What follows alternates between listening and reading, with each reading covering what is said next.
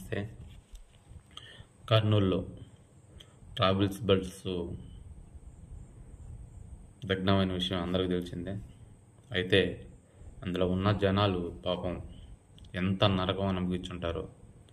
నిద్రలో వాళ్ళకు తెలియకుండానే వాళ్ళే తగలబడిపోతూ ఉంటే ఊపిరాడక పైకి లేచి రాలేక ఎటు పోవాలో తెలియని పరిస్థితుల్లో ఎంత నరకం అనుభవించుంటారో ఊహిస్తేనే భయంకరంగా ఉంది. అసలు ఒక ట్రావెల్స్ ఒక బస్సు ఓనరు యాజమాన్యం ఒక డ్రైవర్ని నియమించేటప్పుడు ఆ డ్రైవర్కి తగు జాగ్రత్తలన్నీ చెప్పాలి. బస్సు యాక్సిడెంట్ అవ్వగానే బైక్ను గుద్దంగానే మంటలు చెలరకంగానే ఎవరైతే ఆ బైక్ మీద ఉన్న మనిషి చనిపోయాడు అనే భయంతో బస్సును వదిలేసి డ్రైవర్ దూకి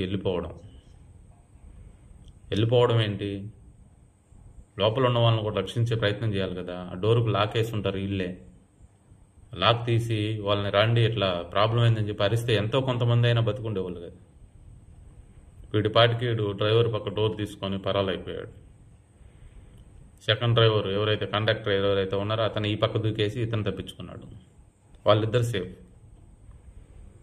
మిగతా వాళ్ళ పరిస్థితి ఏంటి?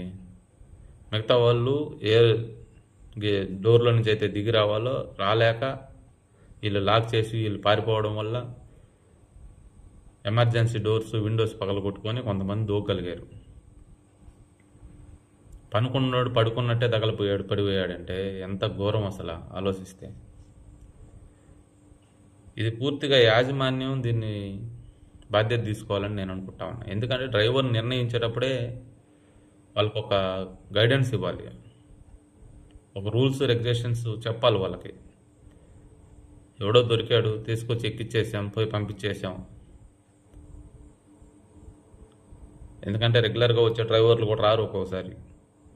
ఆ టైంకి ఎవడు దొరికితే వాడిని ఎక్కిచ్చేస్తారు. వాళ్ళు ఎక్కిచ్చేసేటప్పుడు వాడికి గైడెన్స్ చెప్పాలి, ఇలా ఉందిరా ఎదిరి పరిస్థితి అనేది చెప్పుకోవాలి. అది లేకుండా చేయడం వల్ల ఏదైతేనే మొత్తానికి నష్టం జరిగిపోయింది. అందులో మరణించిన వాళ్ళందరికీ వాళ్ళ ఆత్మకు శాంతి చేకూరాలని వారి కుటుంబాలందరికీ ప్రగాఢ సానుభూతి తెలుపుకుంటూ ఇంకొకసారి